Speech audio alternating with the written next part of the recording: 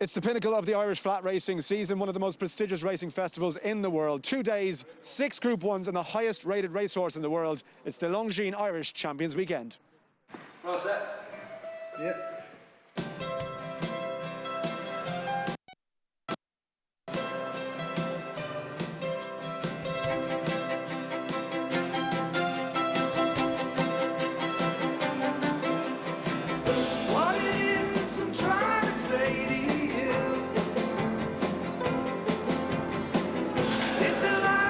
And away they go for the big one of the evening. Surprising you, I was lost and then I found you.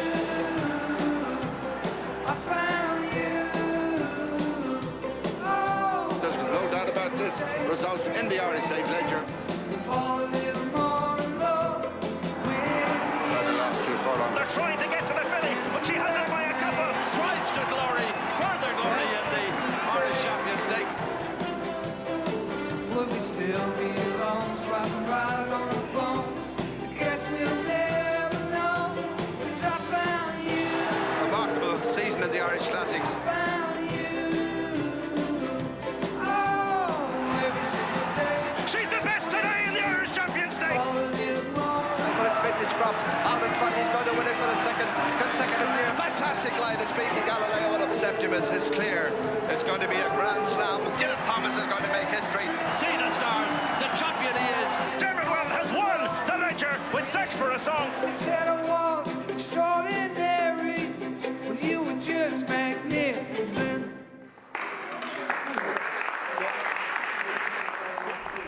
Good morning, everyone. You're watching special coverage of opening day of Irish Champions Weekend at Leopardstown here with us on Fox Sports 2. I'm Acacia Courtney, live from beautiful Belmont Parkby, holding things down here stateside and, of course, bringing you some of the most exciting races this weekend in Ireland. A tremendous card that they do have put together, and we hope that you'll be playing along with us as you can follow along all of the races on the Irish Champion card today with a Naira Bets account. New members use promo code MATCH200 when signing up and earn up to a $200 deposit match after your first deposit. Bet any track, anywhere, anytime, and join now at nairabets.com to earn that $200 deposit match. We'll be bringing you 3 races today from Leopardstown, of course, highlighted by the Group 1 Irish Champion Stakes. We'll get a chance to see once again the brilliant Ghaiyyath, who is coming off of 3 Group 1 wins. First and foremost, though, the Coolmore America Justify Matron Stakes, 4 fillies and mares, a mile on the turf. Fancy Blue, and of course, a couple in here for one, of course, I should say, for the O'Brien family. This one trained by Donacha O'Brien. Fancy Blue coming off of 2 Group 1 wins in her last 2, ridden by Ryan Moore. She is 3-5 right now on the board. Also have Peaceful in here for trainer Aidan O'Brien, with Shamie Hefferman aboard trying to get a little bit of revenge on Fancy Blue this afternoon. We'll send it over to our team in Ireland. Help me welcome Hugh, Ruby, Jane, Richard, and Brian to take it away live from Leopardstown. Everybody who rode with Shane and Navan has been tested, so there's been no stone left unturned, and as an industry that's vital to keep everything moving. Yeah, I mean, these things happen, Ruby. They do, and look, it's very unfortunate for Shane Cross, but he's not the first person to have tested positive for COVID in this country, and he's not going to be the last either. And it was things I noticed at race meetings all along, and I was wondering, why is that procedure in place? And it all became apparent yesterday when you realised how quickly they could contract trace all the jockeys that were in the same area as Shane Cross, where they've been put into warehouses at tables with their names on them. I was thinking, God, that's an awful lot of detail to go to. But it all became evident yesterday, and Jennifer Pugh, Paul Murta and Niall Cronin in the IHRB, the 3 of them have put all these procedures in place, and they were needed yesterday, and racing came out the right side of it. Yeah, well, racing is coming thick and fast. Not long now until our first race on the card, the Matron, coming up. Richard Pugh is going to set up today. Yes, thank you. I'm here on the end of the grandstand, and an empty grandstand it is, sadly. We've missed you all summer, but we miss you more here at Champions Weekend because we have some top-class action coming up. We begin at 3:10 with the Coolmore America Justify Matron Stakes. They are on the way to post. Fancy Blue and Peaceful go head-to-head again. Then at 3:40 we have the KPMG Champions Juvenile Stakes, over a mile Group 2 contest, and then the big one at 4:10, the Irish Champions Stakes, mile and 2 furlongs Group 1 contest, and the highest rated horse in the world, Ghaiyyath, is contesting. At 4:45 we have the Clipper Logistics Boomerang Mile Group 2 contest, followed by the 5:15 the Paddy Power Is It 2021 Yet Stakes Group 3 contest over a mile and a half. 5 races for you. We have 2 non-runners at 3:40. Number 1 Blue For You doesn't go with a stone bruise, and in 5:15 Bolivar number 8 is out owing to the change in going. And the going today is good to firm in places, although Lorcan Weir was quick to note that it is only good to firm in a very few spots on the turn into the straight. It is good, predominantly partly cloudy, but I can tell you it is a beautiful evening here at Leopardstown. And we have had 2 races already this afternoon. We began at 2 p.m. with the Ballylynch Stud EBF Ingabel listed race over 7 furlongs. That went to Monday, the called by Fastnet Rock, or filly by Fastnet Rock out of Ballydoyle, who was a Group 1 winner herself. The outsider of Aidan O'Brien's 2, Shamie Heffernan Road. Maybe that's something to watch for the rest of the day. And at 2:35, the Irish Stallion Farms EBF Patingo handicap over a mile and a half. This one went to Halimi. Jim Bulger trains, Kevin Manning aboard, owned and bred by Godolphin. We'll see their colours later on, of course. Ghaiyyath, we're ready to go for the Matron. Yes, good afternoon, everybody, wherever you are in the world. The eyes of the racing world on Leopardstown this afternoon for the Irish Champion Stakes, the big one at 4:10, €750,000 in total prize money, and the highest rated horse in the world at 1:30. Ghaiyyath is here for Charlie Appleby, William Buick and Team Godolphin. The son of Dubawi, of course, out of night time that Pat Smullen steered to win the Guineas. We'll have a beautiful piece later on with Dermot Weld looking at night time and the Grand Dam as well, Come Shinon. More about that and on, of course, but konnichiwa to our Japanese viewers. Good morning to our American viewers as well on Fox Sports throughout the world. Dubai, Russia, Europe, South Africa, all watching racing from Leopardstown this afternoon, and so they should, because the best horses, the best jockeys and the best horses are here. The first of the Group 1s, of course, a big day tomorrow at the Curragh as well, but it's here in Dublin this afternoon at beautiful Leopardstown, one of the best race courses in the world. Fancy Blue is favoured at 2-1 to continue rookie trainer Donnacha O'Brien's rich reign of form. It's for the Coolmore America Justify, of course. Justify one of 2 Triple Crown winners in the last 40 years, both standing, of course, in America. Justify is actually covering down in Australia at the minute. It's the Matron Stakes, won last year by Iridessa, who went on to win at the Breeders' Cup. She's bottled 2-1 Fancy Blue. Peaceful, who was 2 lengths in front of her at the Curragh, is 3-1. Champers Elise, we saw her win at Galway. She's on an upward curve for a man that's also on an upward curve as a trainer. Johnny Murta, his horses in sparkling form at 5-1. Albina 8-1. Know It All, Kieran Fallon. Not the Kieran Fallon we'd have seen him before. It's his son, Kieran Fallon. His first ride here in Ireland at Leopardstown. 70-2 from 15-2, and it's 11-1 bar. It's Irish Champions Weekend. The sun is shining. It is about to get started. Fasten your seatbelts. Hello, Brian.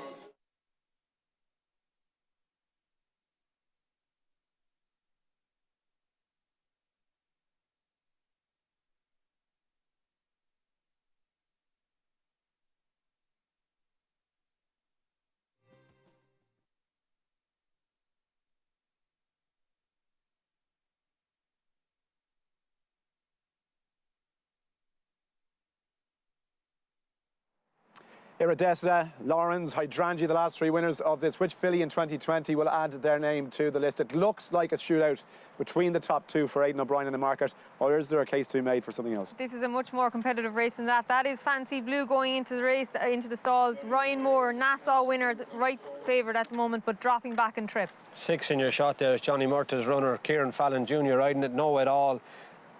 Was third in the pre-Rothschild the last time, has to improve a bit from my book. 9 is just going back out of the shot. That is Peaceful, the Irish 1,000 guineas winner for Shamie Heffernan. I think a major chance. Will love the ground and won a guineas over a mile. 11 that went in on the far side was Valera Misselina. 7 furlongs looks to be her trip. There's Champers Elisa, Johnny Murta's second runner. She's been on the improve, but this is a big ask. Right, so what's that to go? Richard Pugh. Yes, just Albina to go forward, and then we will be ready to go for the Coolmore America Justify Matron Stakes over a mile, won last year by Iridessa. as we've heard. That's it.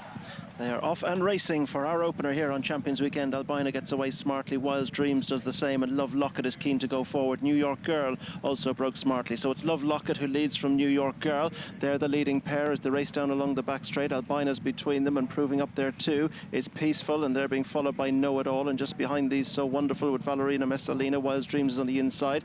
Couple of lengths break to Champers Elise, who in turn is in front of Fancy Blue, and last of all is Lady Wannabe. So they continue down along the back straight. Love Locket leads, being followed by Know It All. Kieran Fallon riding in Ireland for the first time. His father won this back in 2003. They're being chased in third spot by Peaceful. Albina, New York Girl is next, and they're being followed by Wild's Dream. So Wonderful is next, and they're being chased in behind Champers Elise. Fancy Blue is moving up on this one's outside. They're just in behind Valerina Messalina. Last of all, Lady Wannabe. They race now out of the back straight. Love Locket brings them round, being followed in second spot by Know It All. Just behind them in third is still Peaceful, and this one's being chased towards the outside by New York Girl. So Wonderful, and the orange cap has been pushed quite wide. Fancy Blue's a bit of work to do on the outside of Wild's Dreams, but Love Locket quickens off the turn now, being followed in second spot by Know It All. They're being chased by Peaceful in third. Just behind these, Albina, New York Girl. They're being asked to pick up now is Fancy Blue, with plenty to do, and out in front Know It All is coming to try and challenge, but over on the near side Peaceful has the advantage. Know It All is on the far side. Champers Elise is beginning to pick up the ground now on the near side. It's Peaceful, Know It All. Champers Elise is wearing them down on the near side. Peaceful with the advantage, but just Champers Elise is coming home best, and Champers Elise is going to give Johnny Murtagh a Champions Weekend winner he dreamed of. It's Champers Elise who wins. Peaceful second. Fancy Blue from nowhere came third. Know It All was next, and they were followed in by Albina, Valerina Messalina. Next up to Lady Wannabe. Then came So Wonderful, Wild's Dreams, New York Girl, and a long way back to the long-time leader, Love Locket. Well,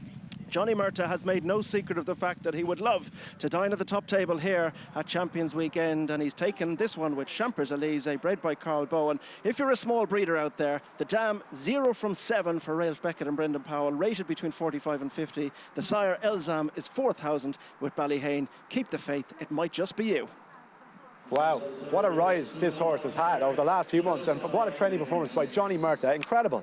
She cost €28,000 a year, and she was led out of the horsing and training and sales last autumn, unsold at €95,000. She's worth some money now, but look where she is. She's behind Fancy Blue on the wide outside, on the left-hand side of your shot, in the beige cap, coming on Ryan Moore's outside on the stripes. Fancy Blue completely missed the kick. Peaceful got on the pace, so did Know It All, but Colin Keane down the middle of the Leopardstown track has timed it to perfection, Jane. Yes, they went quick, and you could see the market protagonists were off the bridle for much of the run. You wouldn't say maybe the pace collapsed, but Colin Keane really flew home on this filly. A really great story. And Johnny Murtagh, he won this race 3 times as a jockey with the likes of Lily Langtry, and this is his first as a trainer. We'll get a talk with him in a minute. But Colin Keane, a huge day for him as well, picking up the spare ride in Sutsas. This is the perfect way to start. She's a very genuine filly. She stays a mile very, very well. We know that she was meant to be sold to America earlier in the season, but failed the vet. Wasn't that a stroke of luck for connections? And I think Brian might have Johnny Murtagh to tell us a little bit more about that. Oh, thank you, Jane. What? Johnny Murtagh, many congratulations. Oh, brilliant. Thanks, Brian. Listen, thanks. It's unbelievable. I came today thinking that we had 2 very good chances, but you know, the strength of the race, Irish Guineas winner, Nassau Stakes filly. But I just can't believe it. I'm so delighted. I'm so delighted for all the Fitzwilliam. It was absolutely brilliant. You won this 3 times as a jockey, but I can see from you, looking at your eyes, the elation. This means so much to Murtagh. Asher, listen, everyone keeps talking about when I was a jockey, but that's past tense. This is what we're at now. It's, you know, it's this is the now. I've got brilliant staff. I've got my wife. I've got my children. You know, I've got great support from a lot of great people, and this means so much. A Group 1 on Champions Weekend for us is huge. And Brian, for once I'm lost for words. We spoke in Galway. You spoke so highly of this filly. She almost was sold to America. She was sold. She failed the vet. Talk about good luck. Yeah, well, that's what racing is like. That sometimes, you know, racing is like that. You can get on the right horse at the right time. But the way she's been training recently and since Galway, like the way she went up the hill in Galway, I think, you know, the way she powered up the hill that day, that was unbelievable. And from then on, we thought we had a serious filly in our hands. She nearly got sold again, but thankfully she didn't. As I said, Fitzwilliam Racing, they're all back in Dudley's having a party. So I'm looking forward. She nearly got sold again. Tell us a bit about that, because obviously more money came in. Well, listen, a lot more money came in, and she passed all the scanning, she passed all the x-rays, but she's not a great trotter, and they failed her on a trot, but thankfully there's no trotting races. They have to gallop, and she can gallop. And she went to Gordon, the mount of Niall McCullough, who's very much part of your operation. Yes, yeah, Niall rode her back there. He was out injured. I thought it was an ideal opportunity. He knows the filly, looked after her really well. He said, after Gordon, this will run really well in the Matron, and listen, this is the fruits of the way he looked after her that day. But as I said, let's not start talking about Johnny Murtagh, the jockey. That's gone. I'm a trainer now. Well, you're a top trainer. I want to be here on the big days. There was a great piece at Robert Hall on Tattersalls Island during the week. 29,000 you bought this filly for at the Tattersalls Island sale last year. Well, I loved everything about her. She's a beautiful filly. She's a great walker. She's an athlete. She's strengthened up hugely over the winter. So, listen, you can only put them in the races, but the races popped up for her this year. She answered every call. I love coming into big races with a horse with 1-1-1 beside it. There's no excuses. She danced every dance, from handicap to listed to Group 3, and now she's just won a Group 1. She was very impressive. She's a very good filly. You're a very good trainer. Well done, you. Thank you, Brian. Thank you. They failed her on a trot, but there's no trotting and racing, Ruby Walsh. Yeah, out of stall 5 there, Fancy Blue missed the break straight away in the orange and blue stripe cap, and that puts her in the back foot completely. Love Lockett, Love Lavelier even. Love Lockett down the inside, the navy colours, goes forward, it set a strong pace. Albina's travelled very well. Peaceful was drawn 11 in the blue cap on the left of your shot. She gets caught quite wide. She can't get over because Know It All is stopping her getting in, and Know It All keeps going forward with Peaceful, which keeps Peaceful deep on the track. Ryan Moore's had to go way back on Fancy Blue because that's all he can do, and he gets up on the outside of the winner, Champs-Élysées, and eventually gets in front of her. But Colin Keane towards the back on the inside. He's riding an each-way prized horse, and he's riding her to run really well. So he's riding her with confidence, and he's taking his time, and he just follows them. And when Ryan Moore appears on his outside, that's going to give him the perfect lead. They're second last and third last, and now as Ryan Moore goes by Colin Keane, he's thinking, happy days, I'm going to Fancy Blues into this race. Absolutely. They have around half a mile to go at this stage of the race. They're after going very quick up front, so if you are a rider in behind, that's exactly what you want, because they're going to hardly maintain that pace in front as Love Lockett comes under pressure. You're going to see as the camera changes, horses, when you fan into the straight, you can come wide because you're not going to forfeit any ground as they straighten up. And Colin Keane with the white face and Fancy Blue, another white face, they're going to come wide. I thought at this stage Peaceful and Know It All had done an awful lot in front and were staying on very well, but Colin Keane got a good run out of this filly down the outside. She's in a winning vein of form, and this is a huge win for everybody, for every connection. Boy Elzan, Joe and Jane Foley will be absolutely delighted with that. And it can, as Richard Pugh said, she's beating the best in the world here, best breeding, best pedigrees, everything, and she's done it, and she's got her ears pricked in the parade ring after. This was a true run race, Ruby, no excuses. The best filly won on the day. It wasn't. She came from off the pace, Shane, and Fancy Blue was third. She came from back there. Peaceful was second. She was up on it. Know It All was fourth. She was up on it. So you can't really say where the right or wrong place was to be. But, you know, Colin Keane got her out down the middle of the track, and she's kept going all the way to the line. Big day for the yard. Huge for the stable staff. Isn't it, Ruby? It's massive. It's massive for Johnny. Huge. I mean, the stable staff are on. Stable staff get a 3% of the prize money into the pool money for them. This is a huge bonus for their yard as well. I mean, that's a Group 1 race. God, whatever it was worth to the winner, but it's a £250,000 race. Yeah. It's worth 60% of that to the winner and 3% to the lads. It's a big day for them as well. Absolutely huge. Brilliant performance. Brilliant ride by Colin Keane, and for Johnny as well. Johnny Murtagh, the trainer, as he said himself. There's the SP, 9-2 Champs-Élysées, not without support today. Peaceful, 11-4. A second favourite was in second, and in Fancy Blue under Ryan Moore, 9-4 favourite was in third. A cracking race to start us off here in the Matron Stakes, Group 1. We have more racing to come. Do stay with us. We'll take a break. No sport in the world brings the wins home like racing. It's one-of-a-kind, high-speed, high-stakes action, and Naira Bets takes you there. Place your bets and watch the races live from anywhere. With Naira Bets, make easy, secure deposits and promotions every day to earn reward points or cash. Download the Naira Bets app or visit nairabets.com.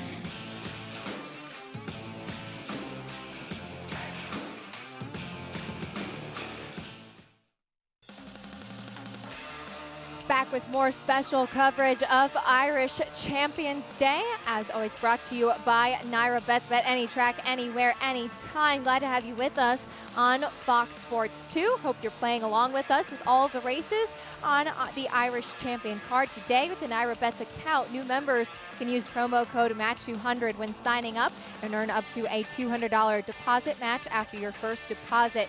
Join now at NairaBets.com to earn that $200 deposit match. Our first race of the program in the books, the Justify Matron Stakes, and the winner was the Champers Elysee. A very impressive victory for this filly for trainer John Mortag, who was successful as a jockey, and glad to see him get that win. We'll see who will join the history books with more. Let's head back to the team at Leopardstown. Know it all in the maroon, Peaceful. I can't see anything yet. Alpina's getting a run through on the inside. Peaceful is still going straight. Everyone's going straight so far. Champers Elysee goes to drift in. Colin Keane switches his stick. Nothing wrong with that. Peaceful is drifting over a small bit, is she? On top of Know It All. Yeah, she does. That's that, isn't it? Jamie Heffernan keeps drifting. Did it cost anything? No. Jamie Heffernan probably should have changed his stick. Finished third. Yeah, strange one. Something and nothing that now. Yeah, that's a stewards inquiry for no reason. Jamie Heffernan should have switched his whip, but that could have been dealt with without having an official stewards inquiry. OK, so if you just join us, Champers Elysee to give Johnny Murtagh his first Group 1 and our first race here, the Matron Stakes. Now, Ghaiyyath, 3 Group runs so far this season, 3 Group 1 wins as well. Later on this afternoon, he puts his unbeaten record on the line. Earlier this week, Jane went to speak to Mr. DK Weld, the man who is responsible for breeding the highest rated racehorse in the world. Ghaiyyath, a fantastic performance from the front. Ghaiyyath wins the Coronation Cup in tremendous style. Ghaiyyath has the rail to help. He still leads by a length and a half. Enable is running out of time, and it's Ghaiyyath who's going to take the Coral Eclipse. Ghaiyyath has won the Eclipse. Ghaiyyath has not seen another rival, and he's going to see them all off here in the Jumbot. He's relentless. Ghaiyyath completes a great Group 1 hat-trick. Ordinarily, Dermot Weld, we'd come to Rosewell House, we'd sit down with a cup of tea and plot the horses that you're saddling for Irish Champions Weekend, but 2020 is no ordinary year, and while you are saddling a number of contenders for the weekend, it's a certain Ghaiyyath is the star attraction. Yeah, it's very special. Having been fortunate to breed the highest rated horse in the world is a great honour for the farm. This farm, we've only ever keep 6 or 7 mares, and we bred a Derby winner. And now we have bred a horse like Ghaiyyath, if you know what I mean. So we're very, very proud. Considering his price tag as a foal, Dermot, Ghaiyyath was obviously very special from the very start. We know he had the family. When he was a foal, Zukova was the listed winner. But physically, here on your farm, you've always seen something a little bit different. He was always a superb individual. Great bone. We're very fortunate this farm is wonderful limestone land. Get the salesman on the racetrack in Dubai. Out of the Galileo red, 9 time, of course, the Guineas winner. It was exciting at the sales. It was a lot of money, but we run a commercial farm, and it's a business, and we have to try and show a profit. And 1,100,000. Jumpers, thank you very much indeed, sir. 1,100,000. This didn't happen overnight. Take me back to the Indian Ridge mare 2 generations ago. Well, I think it all started when there was a very nice yearling by Indian Ridge, and my mother and I always loved Indian Ridge, his potential as a broodmare sire. And she wasn't sold at the sale. She was bred by the National Stud, and I bought her. And we named her Camshanon. Camshanon is, of course, a lake in the Cumra Mountains, very close to where my mother was from. She was a very good race mare, champion mare as a 4-year-old. And of course, then one of our first foals was Nighttime, who I raced my mother, and she won the 1,000 guineas. And she was champion 3-year-old filly of Ireland. Nighttime was absolutely trounced them. Down to the line, Nighttime, big win for Pat Smullen. Great result for Dermot and his mother and Pat Smullen, and a homebred, Vauda Camshanon by Galileo.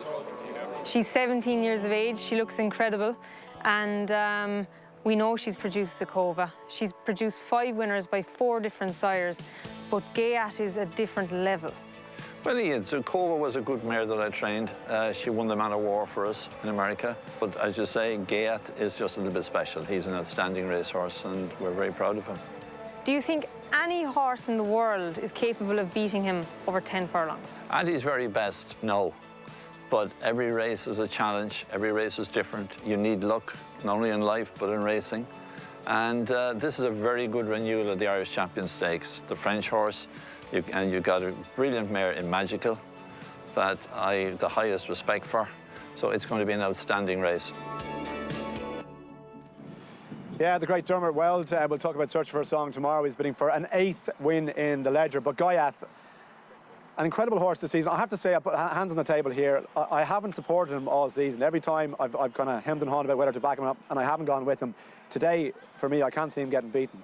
It's only taken 3 Group 1 for me to come down on that decision, Jane. Yeah, I think we're very much in the same boat. For whatever reason, last year he just won a Group 1 in Germany by 14 lengths, and just the 14. I still underestimated him, and perhaps it was because of his aggression.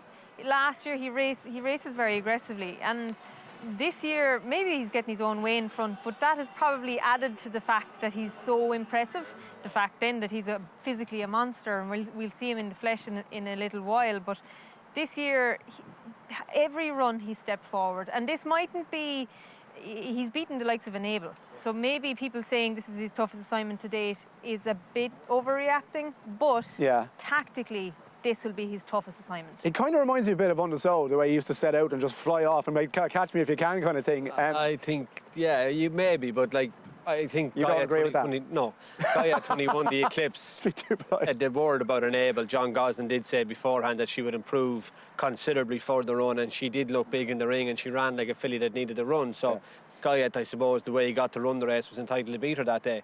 But I think when he blew out in the arc last year, I don't think that did his credentials massively, as in being a fan of him. You're saying you opposed them all year. I was in the same camp. You're taking that Group 1 in Germany, but on the biggest day he didn't perform last year, which was the Arc. This year I think he beat Stairs in Newmarket. I think he got it very soft in the Eclipse. He got the Dictated in front, but he was very, very good in York. Different track to Leopardstown. Today is a different ballgame. He's officially rated the highest horse in the world. We'll find out a lot more today. Okay, good stuff. The man responsible for getting him to the track in good shape, we hope, and we'll wait and see what happens. It's Charlie Appleby. He's talking to Brian. Yes, thank you very much, Hugh. Good afternoon. Charlie Appleby, I'm sure you're at Newmarket. Brian, yes, I am here at White Lodge, looking on and looking forward to it. It's an exciting race. The Irish Champion Stakes is very close to our heart. It's a wonderful race. You have the highest rated horse, of course. The boss, His Highness Sheikh Mohammed, has won this race, 6 times? You have to go back to 1988, Indian Skimmer. 18 years ago since he won with Grandira. But this horse, very close to your heart, but particularly close to His Highness with Dubawi and Dubai Millennium. That's right. Obviously, as you say, he's a horse that's been followed through his career very closely, and by His Highness Sheikh Mohammed, and obviously this year we've enjoyed some great days with him. Look, listening to the comments there, everyone has their opinion, but this horse has done nothing but do what's put in front of him this year. And we all know he goes out there, he wears his heart on his sleeve, and tactically we'll have to just see how it pans out later on. Thankfully Williams there, he knows him inside out, and it's going to be a great race to watch. He really came to light last year, 12 months ago, really, last September, in the Group 1 in Germany when he won by 14 lengths. Okay, it was the manner of his victory, Charlie, where William described him afterwards as a monster. That's right. I mean, William did say afterwards, he said, I got a bit excited there, but it's unusual for William to come up with such bold statements as that. But, he did what he did. The times were good. And the speed figures were good, so needless to say, we went to the Arc there, on that ground, and the way that we rode, we were on an outside draw, and we had it in our mind that we had to go forward, and it was a pace that was never going to be sustainable, unfortunately. It paid in the end, and that was it. We put a line through it, and that was his year finished off. But 2020, he's done nothing but keep bringing it to the table, and so far we're very pleased with his preparation into this weekend. He's travelled well, the team are happy, and like I say, it's going to be a great race to watch.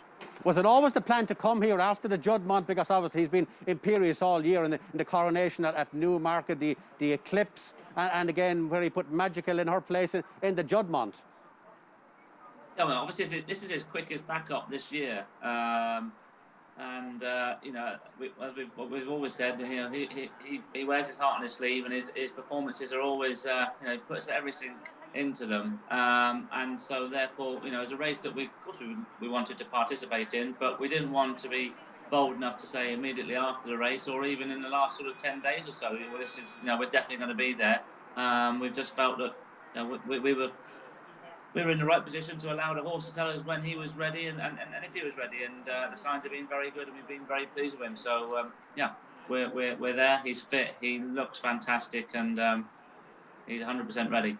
He seems to enjoy going left-handed, if that's fair to say, but tactically it's a very small field, Charlie. William has won the race before with the Fugue, but we've seen many Irish Champion Stakes where small fields you can still have require an element of luck. What way do you see the race unfolding? Is it a case of goodbye starter, hello judge for Ghaiyyath? Okay, I'd love to know how it's going to pan out, but one thing he doesn't lack is any tactical pace. So if they want to go a rare gallop, I'm pretty confident he'll be sat. He won't be sat too far off them. And you know, if they're wanting to lay up with him, they'll be going a gallop. Needless to say. So I think it's one of those races. Like you'll say, we're sit and watch and let horse and jockey do the rest. I'd love to stay talking to you, Charlie. Of course, your wife, Aisling, is very much a Limerick lady, and the girls, I'm sure, will be watching as well. So I'd imagine it'll be a nervous few minutes before the Irish Champion Stakes for Team Appleby. No, for sure. Everyone's looking forward to it. And look, I'd say it's just a great race to be, you know, part of, and let's hope it's just a great race to watch. Hopefully we'll speak to you after the race. Enjoy a vintage Irish Champion Stakes. Thanks, Brian. Yeah, great to hear from Charlie there, and obviously we'll come back to that race in a few minutes' time. We do have a race before that, though. We have a break to take first. Coming up, it's the Juvenile Champion Stakes. Stay with us.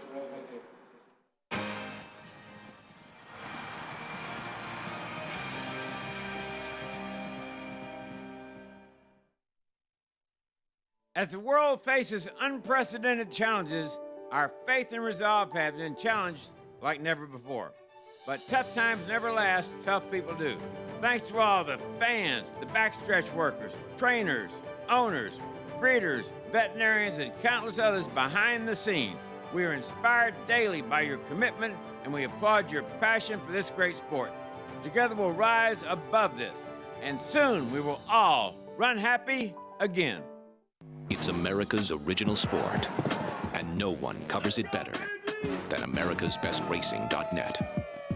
From the sport to the lifestyle, the best races, horses, and destination venues, cocktails, gambling, fashion, and more. americasbestracing.net is a sport for you.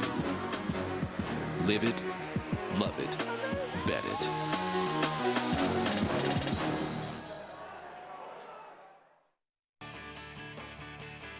You're watching special coverage of Irish Champions Weekend, brought to you by Naira Bets. Bet any track, anywhere, anytime. And you can play the Irish Champions Stakes on Naira Bets for a second chance cashback. Bet $10 to win on one horse in the Irish Champions Stakes through Naira Bets and get $10 back if your horse finishes second. Visit NairaBets.com for details on the second chance cashback. Glad to have you with us on this great Saturday morning, for us afternoon in Leopardstown in Ireland, as we do still have a couple of exciting races still to come. The matron in the books, though, it was Champions Élysées, the winner, $9.20 winner for the first Group 1 win for trainer John Murtagh, and she does punch her ticket to the Breeders' Cup Filly and Mare Turf. Last year's winner of the matron, Iridessa, went on to win the Breeders' Cup as well. But coming up next, it's What's at Stake. We mentioned a couple of races in the Breeders' Cup Challenge Series. The 2-year-olds taking center stage next in the KPMG Champions Juvenile Stakes. Here's What's at Stake, automatic entry into the Breeders' Cup Juvenile Turf. As we look at the field, currently Cadillac, who broke his maiden very impressively on debut. Second in Group 2 company last time out, 3-5 right now on the board. Son of Lope de Vega, as we head back to the team at Leopardstown for more.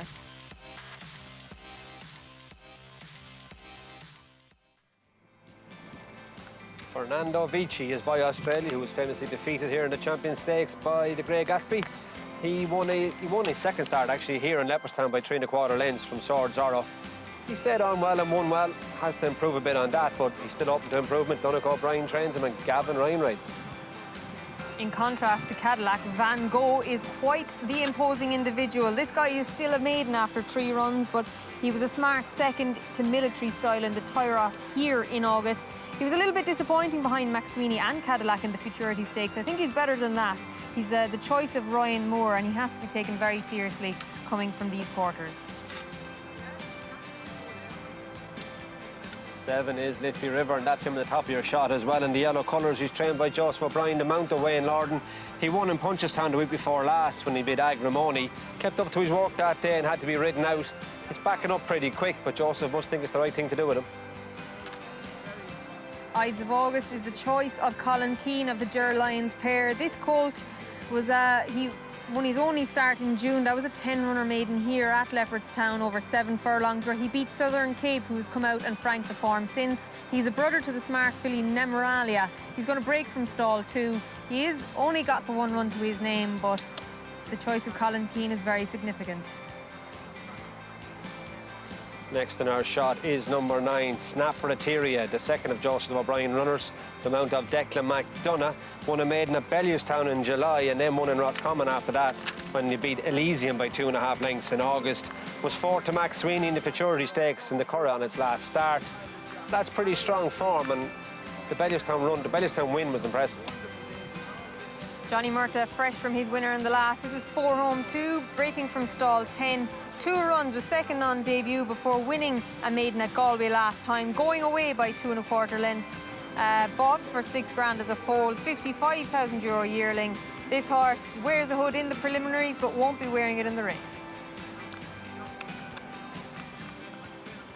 Okay, so almost set to go. Let's check on the betting. I fancy Liffey River after he won his maiden at Punchestown here. Brian, how are they betting at the moment? Yeah, Liffey River, Hugh, was very impressive on that occasion, of course, from the Joseph O'Brien stable. And like High Chaparral, who also lost his maiden at the Punchestown. 13-8 Cadillac, though. Number 2, the Luke de Vega colt, who was second at the Curragh, but was very impressive on the 1st of July at Leopardstown. Van Gogh, 130. Fernando Vici for Donnacha O'Brien. €40,000 yearling, bred by Dennis Brosnan's opponent, Bloodstock. 9-2 from being 7-1 early doors. Liffey River, 15-2, and it's 14-1 bar. 13-8 favourite, Cadillac, for the KPMG Champion Juvenile. So, how is this going to be run? These are juveniles. It's quite windy here now at Leopardstown. The wind is getting up, and I'm not sure what's going to go forward, Ruby. Cadillac was fairly prominent today. He won, Jane. That's him in the white colours at the back of the stalls under Shane Foley. He quickened up really well that day and won a 2-year-old race by some distance, the truth be known. So I wouldn't expect him to be too far off the pace, even though he is drawn wide enough. Galileo Chrome just won the Ledger. Sorry to interrupt you. Oh, can you imagine being Shane Cross right now? Incredible, just incredible run from Joseph's horse. What a race that was. We'll come back to it. Okay, let's go. The Juvenile Stakes about to get underway. Galileo Chrome, the Ledger winner. Richard Pugh, take it away.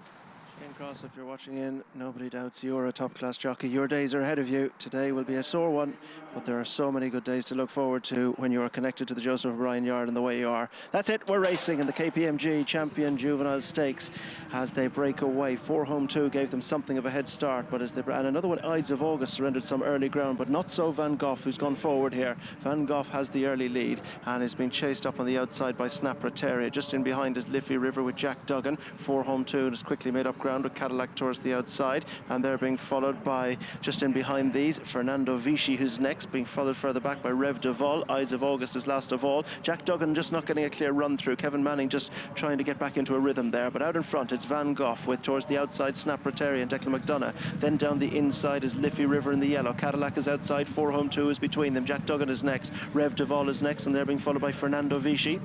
Ides of August brings up the rear as they begin now to leave the back straight behind them. Van Gogh just about a length in front of Snaprateria. Liffey River close third down the inside. Cadillac is the white on the outer, and 4 home 2 is showing between them. Jack Duggan is stuck to the rail, the grey, and just outside this one is Rev de Vol. They're being followed by Fernando Vici, and Ides of August is last. It's a big, long, sweeping bend in Leopardstown this afternoon. They're on the wide outside track, almost the chase track, you'd say, and it's Van Gogh and Ryan Moore who lead them in from Snaprateria, Declan McDonough. Cadillac and Shane Foley trying to pick up now on the outside. Liffey Rivers come under pressure on the inside for Wayne Lorden, and they're being chased up by 4 home 2, and Rev de Vol is trying to pick up Fernando Vichy and Ides of August from the back, but Cadillac has gone to the front at the expense of Van Gogh, who's rallying the far side. They're opening up a gap to Snap Rotary and Rev de Vol, and now it's Cadillac who's going away from Van Gogh, who's still trying to challenge, but Cadillac has the advantage and is lengthening clear, and it's going up towards the line in the KPMG Champions Juvenile Stakes. It goes to Cadillac and Shane Foley and Jessica Harrington by 3 lengths or so to Van Gogh, Rev de Vol, and then Fernando Vichy, Ides of August, Snap Rotary,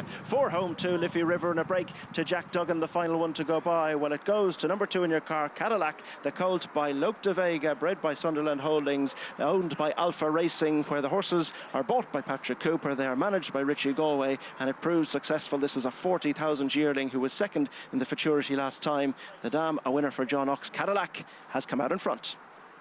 Yeah, Jesse's team really fancies this horse going into today, Jane, and there you go. He was very good on debut, and you could see when he got beaten at the Curragh, it was just a lack of experience. When he really got rolling today, Shane Foley's body language, at every stage of the home straight, he thought he had Van Gogh covered. But we're going to go back to the gates. This was a messy race from the outset, Ruby. If you were in mid-div, you had a little bit of trouble. Keep your eye on the horse in the white outside and your left in the yellow and green, drawn in stall 10. Watch as he drifts across the track to get beside the horse in white, Kevin Manning with the purple stripe, and on his inside, Liffey River. Now watch as Shane Kelly keeps coming in, bumps off Kevin Manning, pushes him in on top of Wayne Lorden, but Shane Kelly keeps coming in. Kevin Manning is trying to hold his line. Wayne Lorden is holding his line. I have a pain in my face listening to people telling me about interference and what happens in races in the last furlong or 2 furlongs of races, and nobody ever looks at the beginning. I was never in a stewards inquiry in my life that involved interference that happened at the start of a race, where most interference happens, but every genius can see what's happened at the end of a race. That happens every day of the week at the start of the race, and no one ever picks it up, but everyone has an opinion on the end of the race when they can see it in front of their own eyes. Because you get a bad check there, Ruby, at the start of a race, that can end your chances. It messes it up, but if, as Jane said about Shane Foley's body language, look at it here again. Watch how he's only half getting down into the saddle and getting back up. He's not fully committing Cadillac. Ryan Moore is hard at work on the inside with his stick out in his right hand, and now Shane Foley slapped down the shoulder and his rear end stays close to the saddle, starting to pick Cadillac up. I still think he's 20 green, Jane. He starts to wander there, he has a little look, changes his legs and drifts again. Maybe the ground is plenty quick enough for him, but I'd say that's a horse that's going to improve again. And watch the last 2 cross the line.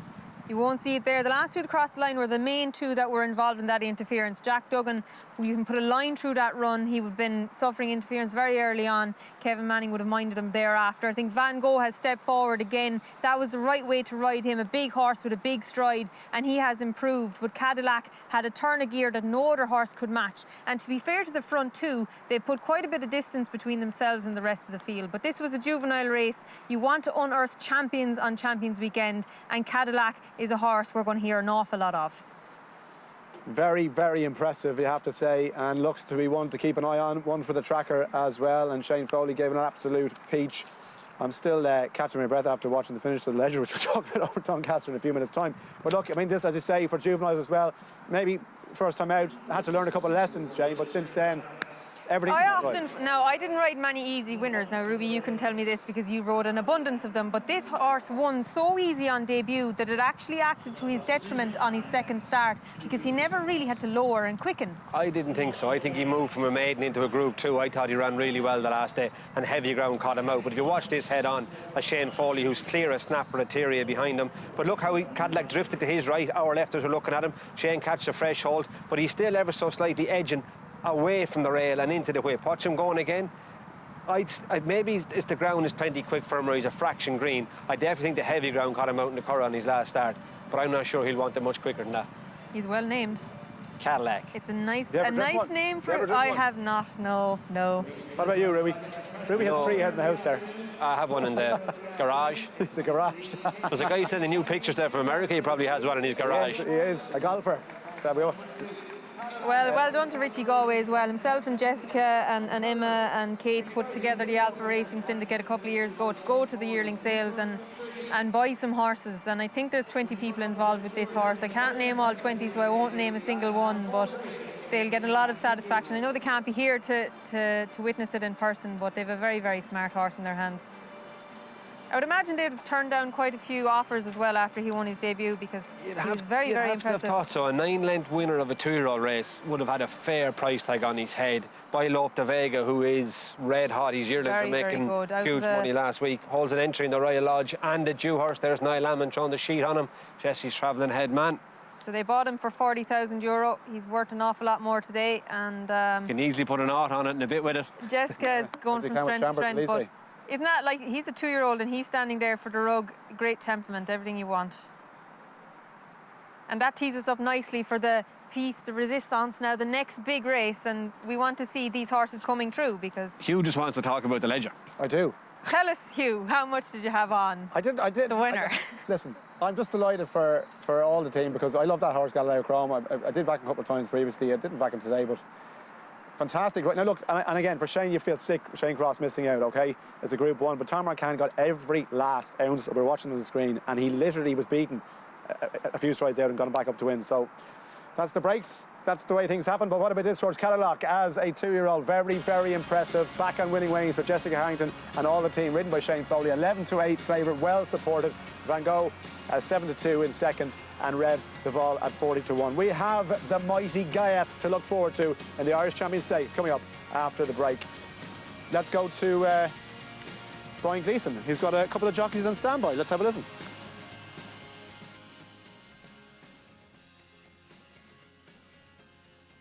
Supreme Jean-Claude Rouget, what encouragement has he been giving you? I was talking to him this morning. He says the horse is in as good order as he can have him. He knows what it takes to win this sort of race. Obviously, it's a very competitive field, but he was third in an R class year. He's already a Group 1 winner this year, so he is a high-class horse, and we're looking forward to it. Magical has always worked strong, and she's competed very strong. She's followed Enable, which I rate as the best mare I've ever seen racing. I'm very happy to be on her. Japan is a very good workhorse. Charlie Appleby's horse has grown into himself this year, and he's the one we all have to beat. Everybody was surprised that Seamie Heffernan is on Magical and not Ryan Moore. Yeah, between the two of them, they're two very, very good horses. We just haven't seen the best of Japan yet. His homework and his performances last year are strong. And listen, there's not much between them, but I'd have been happy to be on either. You've been watching the horse of the calibre of Ghaiyyath. Like, he looks a monster. Yeah, he looks very hard to beat. He does it the hard way. He bowls along, and he just looks like there's no bottom to him. No, he's a very impressive horse to look at, and sure, we'll try and give him a run for his money. Have you any chance of beating this champion? Definitely.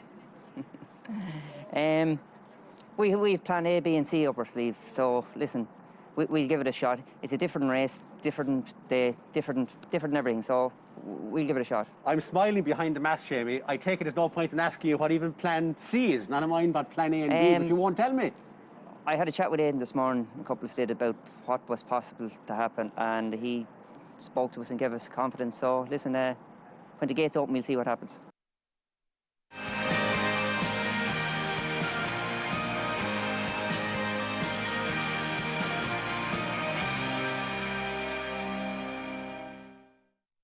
Warfront. This son of Danzig ranks among the world's elite sires, with Grade 1 winners on dirt and turf, and star performers both at home and abroad.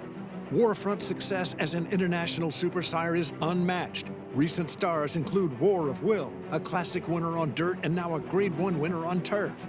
In the auction ring, Warfront was the #1 sire by highest average at Keeneland September, with yearlings bringing up to $2.9 million.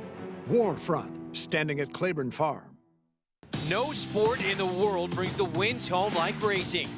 It's one-of-a-kind, high-speed, high-stakes action, and Naira Bets takes you there. Place your bets and watch the races live from anywhere. With Naira Bets, make easy, secure deposits and promotions every day to earn reward points or cash. Download the Naira Bets app or visit nairabets.com.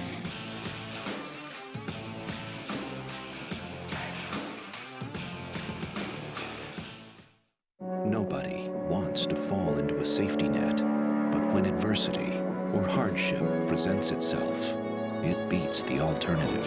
Since 1943, the Jockey Club Safety Net Foundation has been serving those individuals and families in need across every facet of the thoroughbred industry. Help us continue to be the safety net and catch those most in need.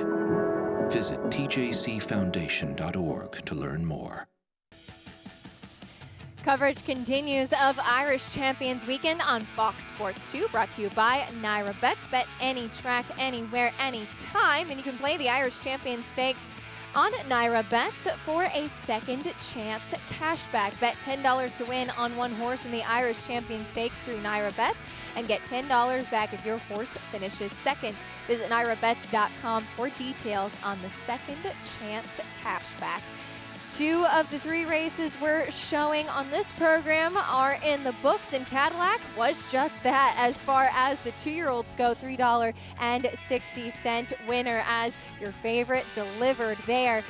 Coming up next, the big one, the Irish Champion Stakes Group 1. Here's what's at stakes. It's a win and you're in for the Breeders' Cup Turf on November 7th. Win and you're in, of course. Looking forward to seeing who will punch their ticket to the Breeders' Cup here in the United States at Keeneland. As we look at the field for the Irish Champion Stakes coming up, of course, the brilliant Ghaiyyath going to be the star attraction. His high cruising speed beats some very impressive horses, including the mighty Enable and the Coral Eclipse. 2 back. He'll have to deal with 3 from Aidan O'Brien and Sopsas, the French bred, the brother to Sister Charlie, champion turf mare who we know quite well here in America as well for Peter Brandt, White Birch Farm. So looking forward to seeing this field, but eyes will be on Ghaiyyath, the highest rated horse in the world, and how impressive he is. Won his last 4 all by open lengths, coming off of that Group 1 win over Magical, who will have a chance to come back for a little bit of redemption today. What an impressive mare she has been for Aidan O'Brien as well. And the pace will definitely be the question in here. We heard some of the jockeys, the connection, speaking about that today. Ghaiyyath has that early high cruising speed out to the front. Will they end up chasing him? As we look back at the Juddmonte where he beat Magical last time out, Ghaiyyath, the number 2, there he is in the colors of Godolphin for trainer Charlie Appleby. Magical in second, very, very game. He beat some top class horses in this field as well. Out in the center of the field a little bit, but one thing that I find so impressive about Ghaiyyath is that he sets the pace. That's where he does seem to be most comfortable, but then he manages to kick away late. It's right here that I thought was the biggest performance from him. Game again from Magical in there in the purple colors to get up and get second over some of the horses in here. We have a 6-horse field coming up, and kind of interesting too. We have a couple of horses, in fact, 3 by Galileo, 2 out of Galileo Mare. So the presence felt very strongly here. Ghaiyyath, the number 1, breaking from post position 3 by Dubowie, of course. This will be his chance to prove it as he looks to get that Breeders' Cup win. And you're in, Berth, and we head back to the team at Leopardstown. Yeah, thanks, Sue. So myself and Jane came down here to the stable yard earlier on to have a look and see what's going on. I'm sure a lot of people wonder what horses do before a race. As you can see, the stable yard in Leopardstown is right in the middle of the track.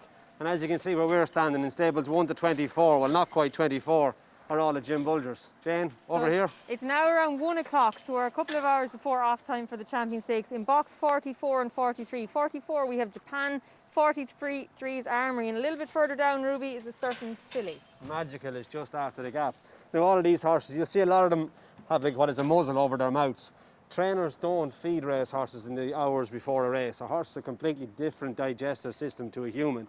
Athletes might eat an hour before a game or 2 hours before a game to get energy, and you digest it and it becomes fuel. But a racehorse is a much slower digestive system, so it's still sat in their stomach. So absolutely, they've been on rations since they've had their breakfast this morning. Every trainer is different. Some horses will get fed from 6 o'clock on, but everybody has their own preferences, and every horse is different. Now, we don't want to be intrusive with these horses because this is a very, it's a very important time before a race, and we don't want to interrupt their preparation. To our left here, as we walk backwards, is going to be Ghaiyyath. We're going to leave him alone because he's a horse who's flown in from Newmarket. He's going to wear a hood in the preliminaries, but a horse here on our right is a certain chestnut horse that's flown in from France. If you see the Godolphin blue jumper sitting down above their heads is Ghaiyyath, who we'll see in the Champion Stakes. Next to him, with his head out over the door, is Century Dream, or Simon Christopher, who runs in the Boomerang Stakes later on. But you see how far away from everybody else the English horses are. I mean, they're the opposite side of the yard to the Irish horses of Ballydoyle and Jim Bulgers, Jessica Harrington's, Joseph O'Brien's. And right around the corner here, before we get in there, you see Derek Cullen here, the Turf Club official. But you see the little black scanner in his hand? That's your microchip and all the horses, they come in. Every horse is scanned on the way in. They put that on his neck to make sure the microchip in there matches the number on his passport.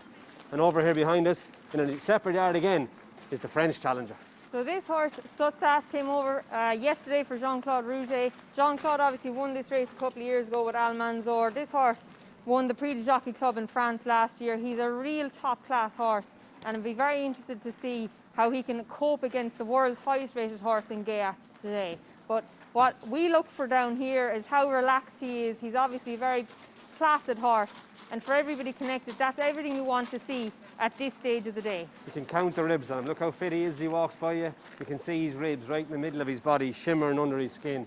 He's fit as a flea and ready to rock, and Jean-Claude Rouget hasn't brought him all the way from France for a day out, Jen.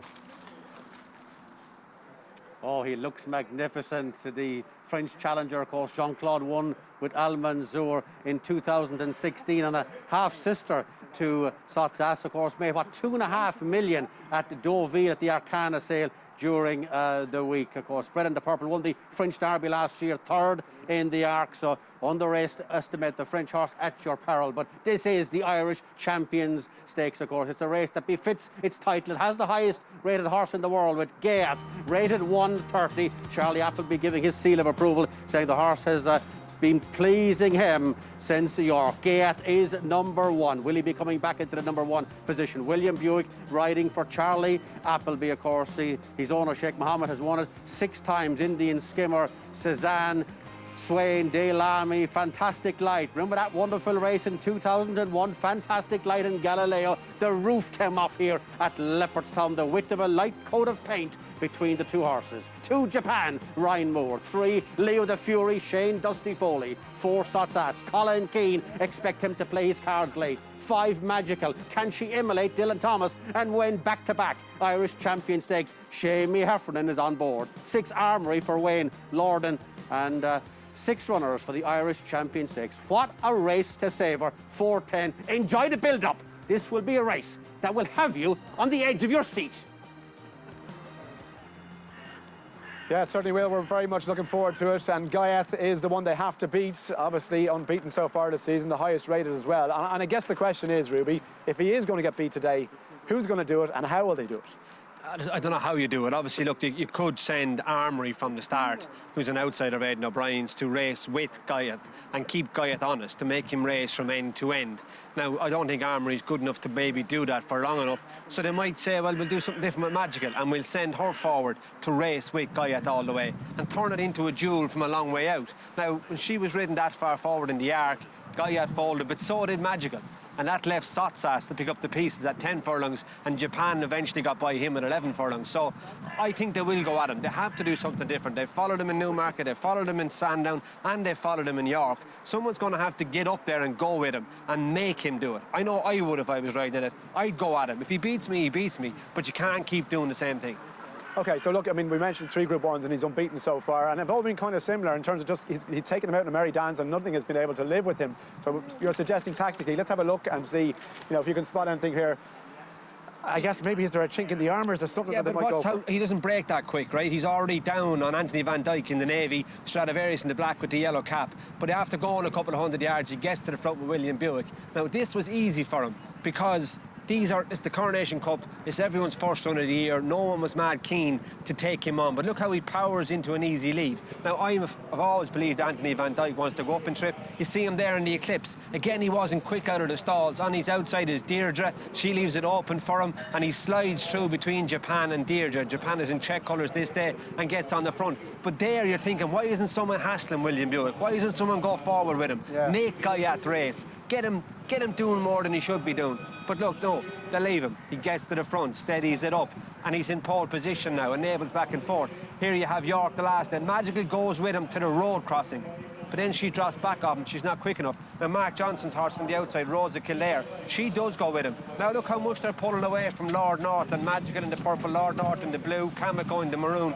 And how lit up Ghaiyyath is in William Buick's hands. Only Rosa Kildare isn't good enough to keep going with him. So I think it'll have to be Magical. If they want to send a proper horse with him who theoretically could beat him and be at a genuine race, I think Magical will go with him.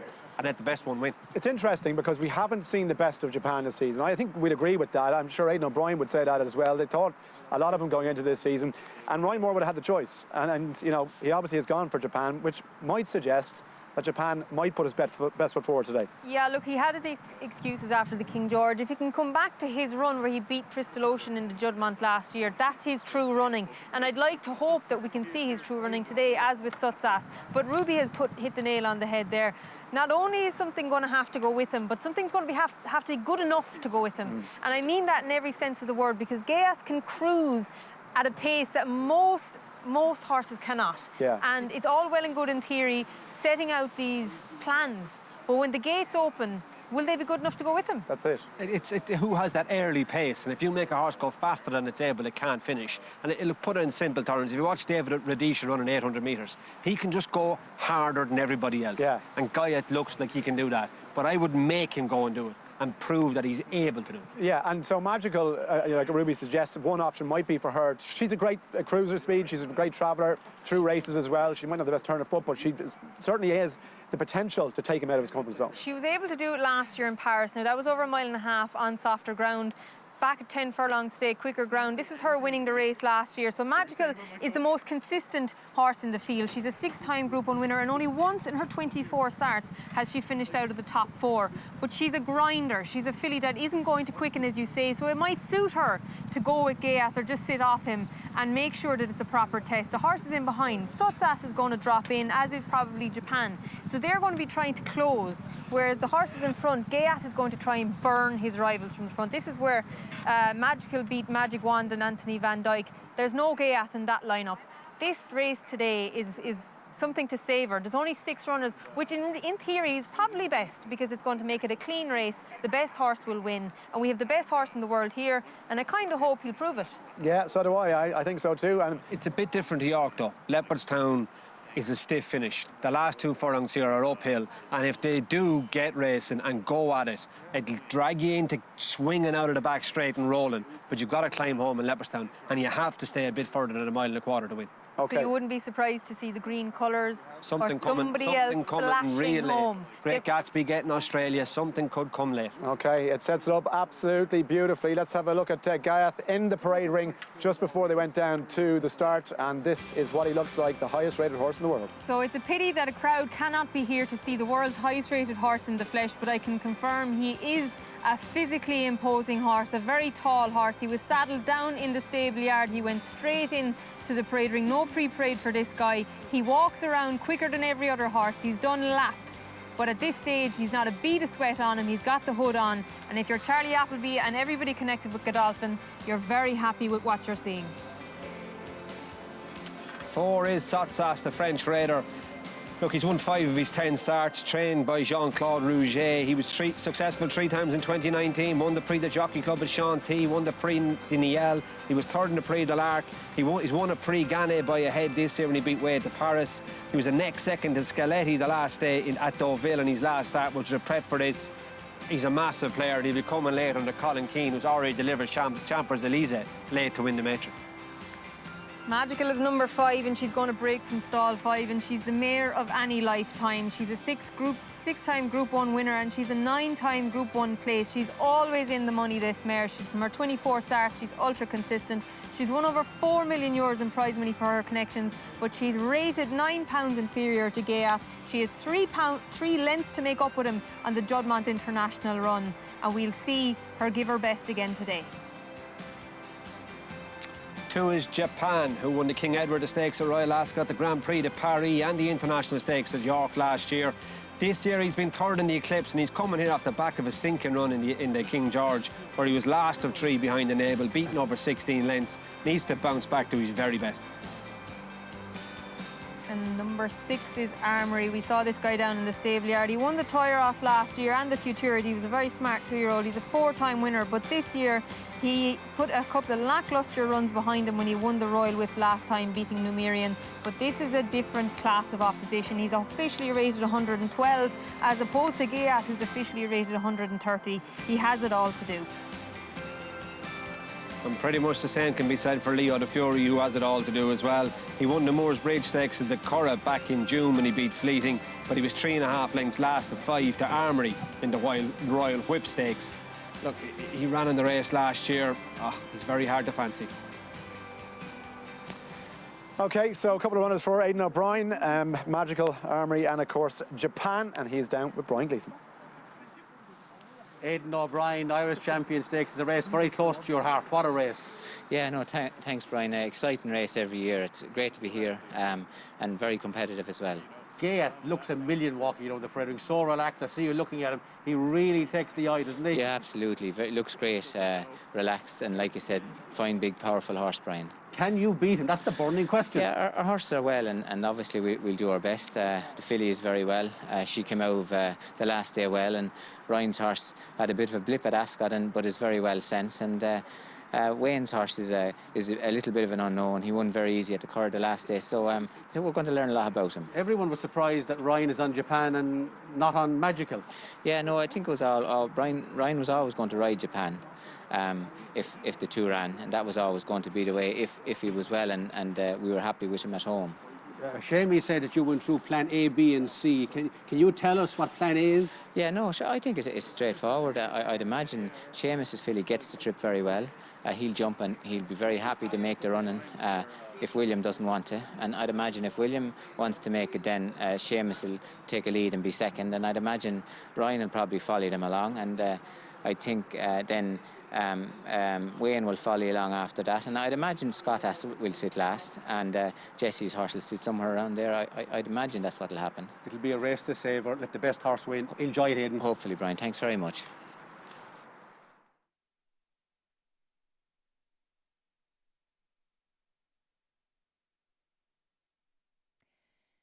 Looking forward to this spectacular field. You can play the Irish Champion Stakes on Naira Bets for a second chance cashback bet, $10 to win on one horse in the Irish Champion Stakes through Naira Bets and get $10 back if your horse finishes second. Visit nairabets.com for details on the second chance cashback. Will the world's highest rated horse do it? Eyes on Ghaiyyath.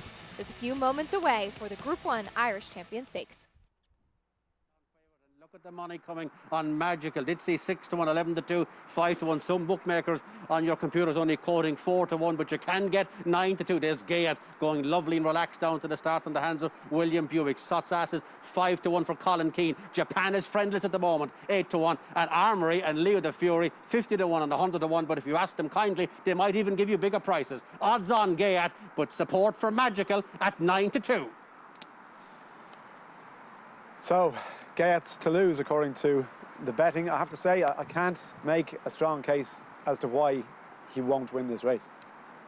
Neither can I, really, to tell you the God honest truth. You're not watching him canter into the start there. He looks good and relaxed for William Buick. He has in the past, as we saw in the clips before, been a fraction slow from the stalls. He is drawn in stall 3. We saw Fancy Blue missing it earlier in the Matron. It can get messy for a horse if that happens, because the rest of the opposition are going to be ready to go forward to follow him. So if he is a bit slow, they'll be up on top of him. That's exactly what you want to see, Ruby. This is a little bit windy here, and he's going down. He's got the hood off himself now. He's probably a horse at the age of 5. He's mentally maturing a bit as well. He's going to be tested in the race, don't get me wrong, but we watched him. He was the first into the parade ring. He was the last out. They kept him away from everything. Everybody has done, there's been no stone left unturned, and I can't emphasise enough, for Irish Champions Weekend to have him here was a huge, huge asset. It is massive, but even listening to the way Aidan is describing the race is going to be run, you know Shamey Heffernan is now going to be on his tail, and Shamey is going to go at him turning in, and it's then if he opens up too soon, will he get all the way home? Does that allow a Japan to come at him? For a closer, big time. For a closer. William Buick will, you know, he has experience here in Leopardstown. Look how relaxed he is there. I know that, but when these stalls open and they start galloping, he's not going to be that relaxed then, and Leopardstown is a much stiffer track than people give it credit for, and you know, William will have to hang on long enough off the home turn. He'll want to get up past the 2 before he opens this horse up. Okay, Brian Gleeson, any drift on the price? Ghaiyyath 13 to 8 on favourite going into stall. Sots Ass late support for that into 9 to 2 from 6 to 1. Magical is around the 4 to 1 shot. Ghaiyyath 13 to 8. This is a race to savour. Richard Pugh, it's all yours. What a race! Yes, thank you, Brian. Nobody here in the stands at Leopardstown, but the eyes of the equine racing world are very firmly placed for the next 2 minutes on Leopardstown, on the Irish Champion Stakes, and they're racing. And as they race, Ghaiyyath gets away level with Magical, and towards the inside, Japan. Right behind them, Sotsas sits in, Armory sits in, and Leo De Fury is the back marker. So the big, long stride of Ghaiyyath that punishes all his rivals has gone to the front, but Magical is within a length on the outside. Japan sits close 3, and they've already opened up a 3-length gap to Sotsas, Armory, and a break already to Leo De Fury. So they continue down along the back straight. They pass the milepole, and it's Ghaiyyath under William Buick, who won this race back in 2015 on the Fugue, being followed in second by last year's winner Magical. This time the mount of Shamie Heffernan, who's won this race twice on Cape Blanco. And So You Think. Just behind them in third is the choice of Ryan Moore, Japan. He also is bidding for his third success in the race. The Grey Gatsby and Magical, his two. This trio, top 3 in the market, have already opened up from Sotsas, Armory, and Leo De Fury. So it's Ghaiyyath, who's not getting much daylight but is dictating, is just about almost a length in front of Magical. On the inside, Japan.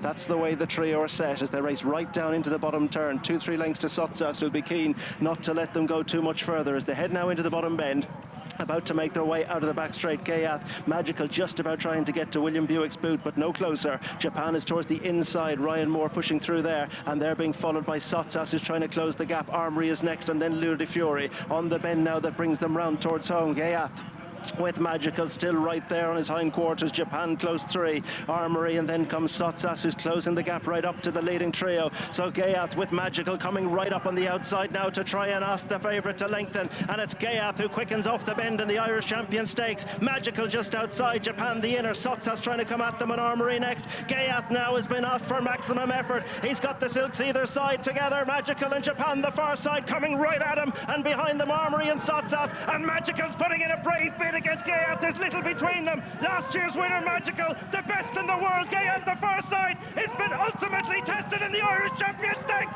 She's going to do the back-to-back. It's Magical has done it. Magical wins the Irish Champion Stakes. Ghaiyyath is second, Armory, Sotsas, and a break to Japan. And the final one to go by was Leo De Fury. What a race. It promised so much. Ghaiyyath came, he made the running, he pressed them all the way, but the wonderful, the terrific, the Magical that she is, she has come out on top. There are only 4 Group 1s in Ireland that suit this filly. She has won the last 3 of them. She won the Champion Stakes last time. She's won 2 Tatter's Gold Cups. She's won the Pretty Polly. She is an absolute champion. She's a queen. She has taken the best in the world. Ruby, Jane, what about that? Jane, yeah, you got to take this one. She's one of your favourites of all time, and she was absolutely magnificent. And she has become only the 2nd horse ever to win 2 Irish Champion Stakes, following the hoofprints of Dylan Thomas, who did it over a decade ago.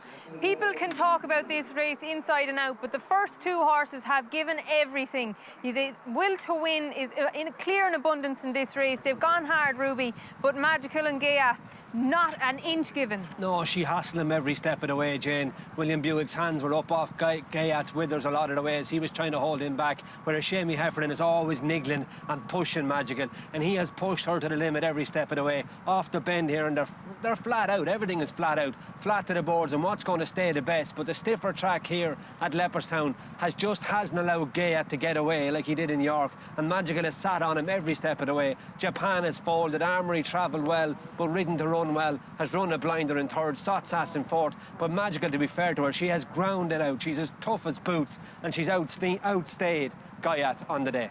Cannot give her enough credit. And people coming into this race, they'll say, oh, they'll take him on and they'll set it up for something in behind. Well, they went forward with him, with the mare who beat him. We said that. They had to go and take him on. You can't keep doing the same thing over and over again when it's not working. And they booked out Magic and went with him. Something had to and something did. That's exactly what you said before the race. Was the only way to get him beat, to hassle him, harry him, take him out of his comfort zone. That's exactly what Shamie did. But he didn't lie down. She was brilliant. No, he didn't. He didn't lie down. To be fair to him, he kept going and kept batting every step of the way. But it just maybe raises a slight question marks about English ratings. Well, there you go. Aidan O'Brien must be a happy man, Brian. Aidan O'Brien, well done. What a race. Yeah, no, it was unbelievable. She's a great mare, Brian, and we just felt that, listen, she had really came forward since York, and we were happy after York. Donica and Ryan were very happy, and Seamus, that like we just need to sit closer to him, and it'll just keep her interested, because she gets a little bit lazy when she gets back in York. When she turned in, she just got a little bit lazy by herself, and when the two horses came to either side, she started staying on again, but the race was over. So listen, she like, it was very straightforward. William went a good gallop. The two of them sat. She was very happy to go with him all the way. She was happy to make her own running. But when William decided to go, she was happy to go with him. Donica rode on the Arc last year, and he followed Ghaiyyath, and he was very happy that that was the way to ride her handy with loads of confidence that she's going to stay, and it'll just keep her interested. But like, Seamus gave her a brilliant ride. No, absolutely delighted, Brian. You said after York there was 3 lengths or thereabouts between them at York, between Ghaiyyath and Magic, and you said you were going to tweak a few things. Yeah, we did. And listen, Jamie's been over the moon with her at home all the time since, and Patrick, who rides her, and Lee, who looks after her, and Seamus rides her and all her work, and we were very happy. We tweaked a few things with her, and but listen, they have to have the ability and they have to be able to do it. But Seamus gave her an excellent ride as well, Brian. No, over the moon for the lads, really, and everybody. Were you disappointed with Japan? Yeah, a little bit disappointed. He probably got a little bit tired when you look at him. He turned in, the pace was very strong and very solid, and I'd say that that's what happened to him. And we think that he will improve a good bit from that. The pace was so solid, I suppose, going those fractions all the time. If he had an easy 10 days after the last day, and it just caught up with him. Is this one final question? Is this lady going to join her stable companion Love in the Arc? It's very possible. The lads will decide what they want to do, but very possible, Brian. Enjoy the win, Aidan. Thanks, Brian. Well, here you go. What about that for a reaction? Pat Keaton getting fairly excited, but look, he fairly enjoyed it. If you've travelled as much and look after a mare like that, and Pat Keaton is so involved in Ballydoyle, of course it means something to you. It has to mean something to you. Magical by name, magical in what she did to the top-rated horse in the world. They might revise that now. 9-2, the winning price, and Ghaiyyath, your 8-13 favourite. Armory ran a cracker at 66-1 to be third. OK, we're going to take a look back at the race in its entirety after this break, and we get a reaction as well from the winning jockey.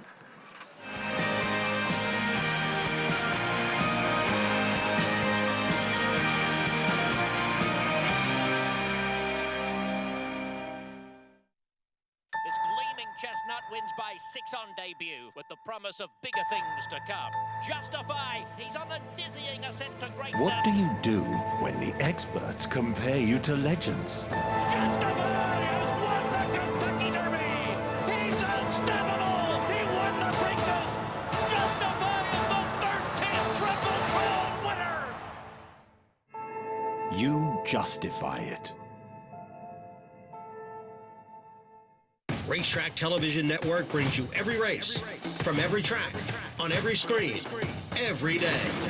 With monthly packages starting as low as $5, RTN gives you great value and access to more live HD streaming and race replays than anyone. Visit RTN.tv today to sign up and watch on almost any device, including Roku and Amazon Fire. Use promo code TRYRTN for a 5-day free trial.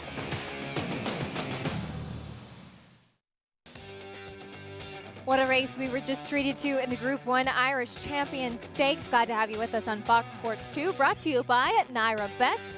And you can play along with us on all of the races today with a Naira Bets account. New members use promo code MATCH200 when signing up and earn up to a $200 deposit match after your first deposit. Bet any track, anywhere, anytime. And join now at NairaBets.com to earn that $200 deposit match. Looking at the replay of the Irish Champion Stakes, Ghaiyyath in those dark blue colors of Godolphin set the pace as he normally does, and he was hounded every step of the way by the mare on the outside in the purple colors of Derek Smith.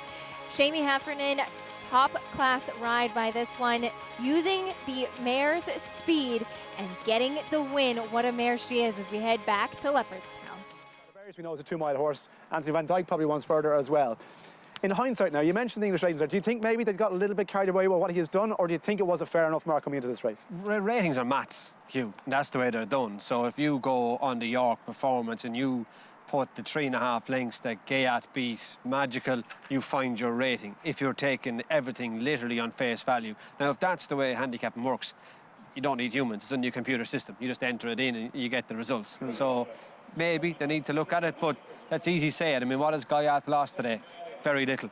he ran. He went out. He was carried out on his shield or whatever it is you say. But it was a cracking race to watch. But you have to admire Aidan and Shamey and even Ryan and Japan, the way they went at it. They put the fancied ones forward and they served it up to him like you expect in all big sport. He didn't get it soft. They went and served it up. They risked losing themselves, but they put it on the line to try and beat him. What I loved about what Magical did was she went upside him, as you guys were saying beforehand, that was the way to get him beat. But she literally stared him eye to eye the whole way around and said, I'm not letting you go. And then she went past him. Her head was on William Buick's boot for most of the way. So she was actually getting a lead, but at the same time, Ghaiyyath wasn't fully relaxed, and that complemented both, and it could have set it up for a closer. But she's so talented and so tough that she never ever gives in. And between the pair of them for the last 2 furlongs, we talk about horse racing and why people love it. You just love to see an animal's will to win. And those 2 horses, anything could have come out of the pack, but they just weren't good enough. The front 2 horses gave us everything, and that's all you can ask for. And I love the way Magical always turns up. We can stand here and make excuses about horses for the rest of our lives. But horses like Magical and horses like Enable, who should be the highest rated horse in the world, always turn up. Let's have a look at the race then from the very start. Ruby, take us. Yeah, there's your winner in stall 5, Magical. Leo the Fury beside her. Ghaiyyath broke really well from stall 3, which could have been possibly a worry beforehand, but he comes out well for William Buick. But Ryan Moore rides forward on his inside. Magical breaks well on his outside, and Shamey sits right up beside her. Now, already they're going too quick for the other 3 horses, Armory, Sotsas and Leo the Fury, and the gap begins to drop back. But look at William Buick's hands. They're up off Ghaiyyath's with her. He knows he's going a really strong gallop, but he doesn't want to go any faster. Shamey Heffern is not having any trouble settling Magical because she's pretty much going as fast as she can. Even look at Shamey's elbows, how they're slightly moving. Magical is almost to the pin of her collar. She's back up onto Ghaiyyath now, and Shamey can sit again, but he's wanting to stay as close as he can to Ghaiyyath every step of the way. And he has Magical, to be fair to her, at 99% capacity all the way. And horses are no different to yourself.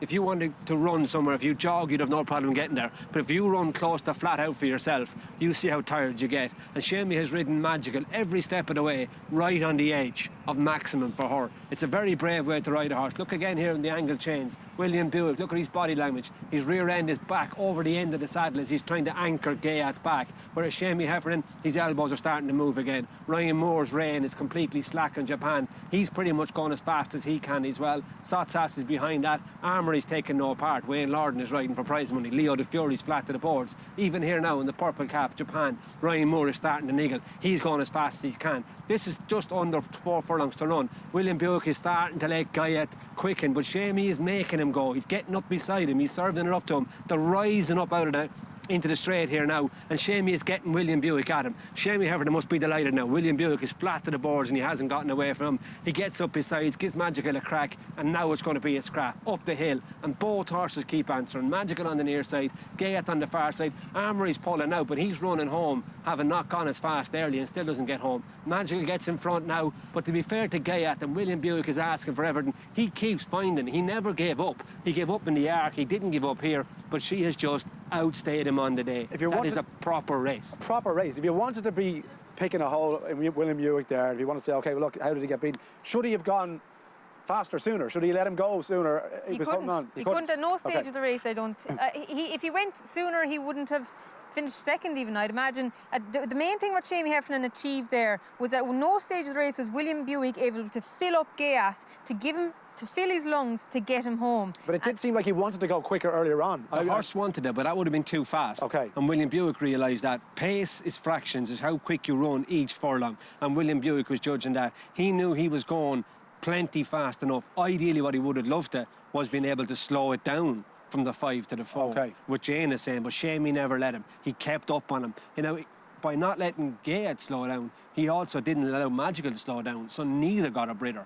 So they're both running at capacity from a long, long way out. And whatever it is about the Irish Champion Stakes, it has thrown up unbelievable battles down through the years. We remember Giant's Causeway and Great Green Dance, Fantastic Light and Galileo. Just a couple of years ago, Roaring Lion and Saxon Warrior. Whatever it is about this race, when they turn in Leopardstown, may the bravest horse win. And I tell you what, with that, Magical, she has to come into the arc picture now. She just has to. Obviously, that's for another day, but she is our Champion Stakes winner. And the jockey, the man on board, Shamey Heffern, is with Brian. Shamie Heffernan, many congratulations. You wouldn't tell me before the race, but Aidan did. That was plan A to be on his tail. Winning jockey Shamie Heffernan, very happy, as you can imagine, as the wonderful mare Magical, the winner of the Group 1 Irish Champion Stakes, paid $8.20 to win, upsetting your heavy favorite, the number 1 Ghaiyyath with William Buick aboard. 5-1-6, results official at Leopardstown. Here's a look at who punched their ticket to the Breeders' Cup today. Champs-Élysées, Cadillac and Magical. Hopefully we will get a chance to see each of these very impressive runners here in the U.S. November 6th and 7th at Keeneland in the Breeders' Cup. But I think the star does go to Magical today. What an impressive performance from her. Gutsy ride from her connections as well. Thanks for joining us today for special coverage of opening day of Irish Champions Weekend. Champs-Élysées in the Matron Magical in the Irish Champion Stakes. We'll see you back here on Fox Sports. All of that excitement and more. Our next show will be September 17th. We'll be bringing you coverage of Churchill Downs and Delaware Park on that day. And beautiful Belmont Park opens on Friday, September 18th. Thanks, everyone.